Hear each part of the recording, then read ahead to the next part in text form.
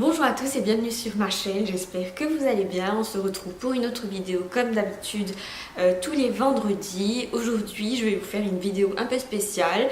J'ai décidé de faire une nouvelle série, un nouveau type de vidéo en combinant les choses dont j'aime bien parler, c'est-à-dire l'argent et l'éducation financière et les séries.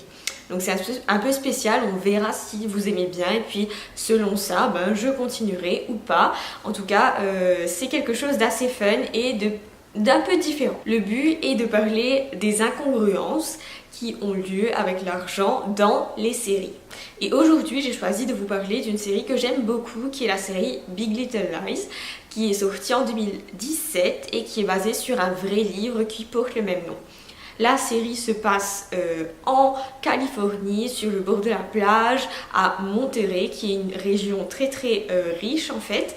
La série a eu beaucoup de succès déjà de par les actrices. On avait des actrices comme Nicole Kidman, Reese Witherspoon et Shailene Woodley, qui sont juste trois grosses têtes du cinéma en général, qui ont joué dedans et qui ont contribué au succès du film. Mais ce qui fait la différence, c'est aussi l'histoire en elle-même, qui est l'histoire d'un meurtre. Donc si vous ne voulez pas de spoil, ce n'est pas la bonne vidéo à regarder. Donc pour vous faire rapidement un petit résumé, on découvre au début de la série, donc dès le premier épisode, qu'il y a eu un meurtre. Et tout le long de la série, c'est le déroulement de ce meurtre-là. Enfin, c'est pour savoir qui a tué la personne. On ne sait pas qui a été tué, ni qui l'a fait. On sait juste qu'il y a une enquête qui est en cours et on découvre les différents personnages et leurs histoires individuelles. Donc il y a différents thèmes qui traversent cette série, notamment le thème des violences conjugales et le thème du couple et des problèmes de couple en général, mais aussi on voit l'amitié et l'argent est un thème qui est omniprésent parce que non seulement les actrices étaient top, mais les endroits où cette série a été filmée, les endroits se déroulent vraiment dans des maisons extraordinaires qui ont totalement fait le buzz sur internet. C'est dans des villas qui sont près de la plage, des trucs qui coûtent vraiment une fortune. Donc mon objectif aujourd'hui, c'est de vous expliquer un petit peu les incongruences qu'il y a entre l'argent dans la série, c'est-à-dire la richesse des gens et les personnages en eux-mêmes, en vous permettant de voir la différence entre les séries et la vraie vie. On va commencer par le personnage principal, selon moi, un des personnages principaux qui est joué par Reese Witherspoon, c'est le rôle de Madeline. Et voilà, c'est une maman qui est super active et qui est super impliquée dans la vie de ses enfants et dans la vie scolaire en général. Et ce qu'on voit dès les premiers épisodes, c'est qu'elle vit dans une super maison près de la plage qui donne directement sur les rochers et sur une plage magnifique.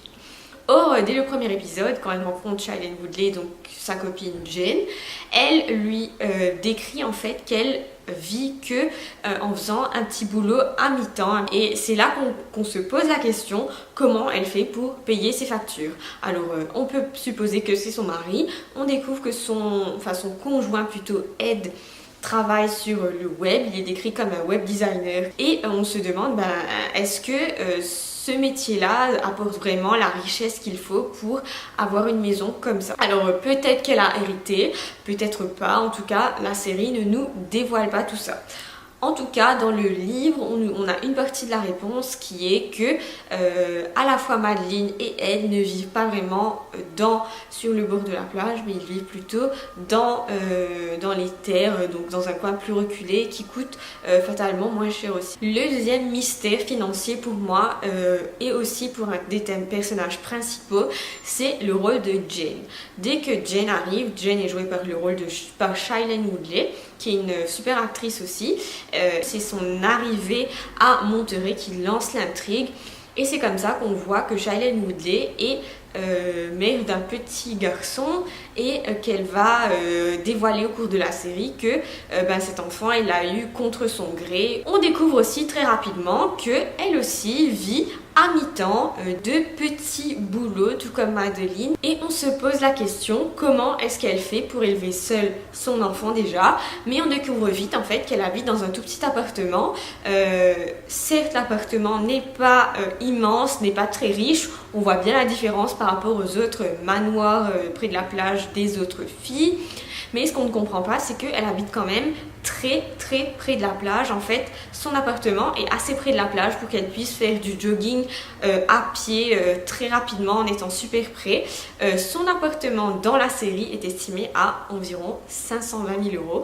Donc on peut se poser la question, comment est-ce qu'elle fait pour payer tout ça? Est-ce qu'elle est héritière? Encore une héritière? Je ne sais pas. Donc déjà, dans la vraie vie, une mère célibataire ne pourrait jamais déménager à Monterey, déjà parce que c'est une zone en Californie. La Californie, ça coûte en général très cher, mais ça coûte d'autant plus cher quand c'est près de la plage, parce que ce sont des endroits très prisés.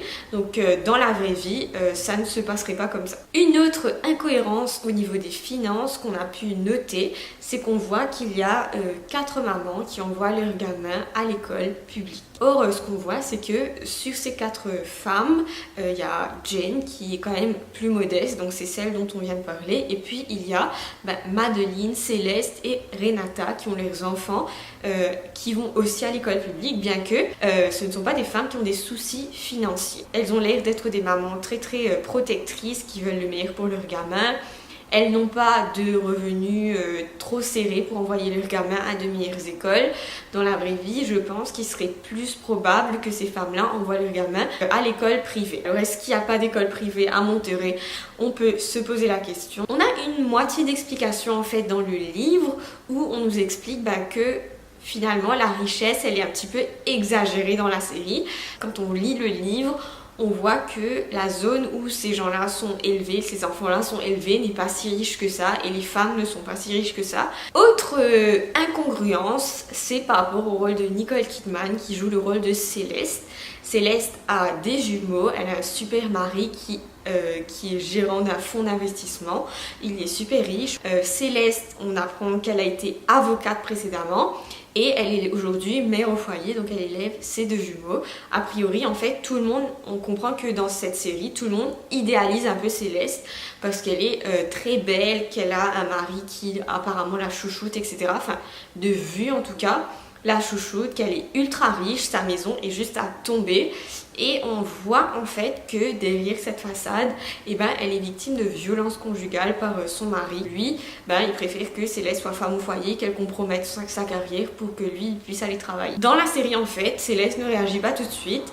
Elle se laisse taper dessus un bon nombre de fois avant de se décider à aller voir une psychologue qui va lui dire peut-être qu'il serait temps que tu commences à faire quelque chose, que tu songes à un plan B pour te sauver avec tes enfants. Et en fait, on voit que Céleste va louer cette super maison, cette maison qui donne directement sur une vue splendide sur la falaise, une maison estimée à plusieurs millions de dollars en vrai, dans la vraie vie. Dans la vraie vie, je pense qu'il y a plus de chances que ce soit Perry qui s'en sorte le mieux, donc son mari qui s'en sorte le mieux, c'est-à-dire soit il la tue ou c'est lui qui va obtenir en fait la garde des enfants parce que c'est lui qui aura le plus de revenus, ce genre de choses.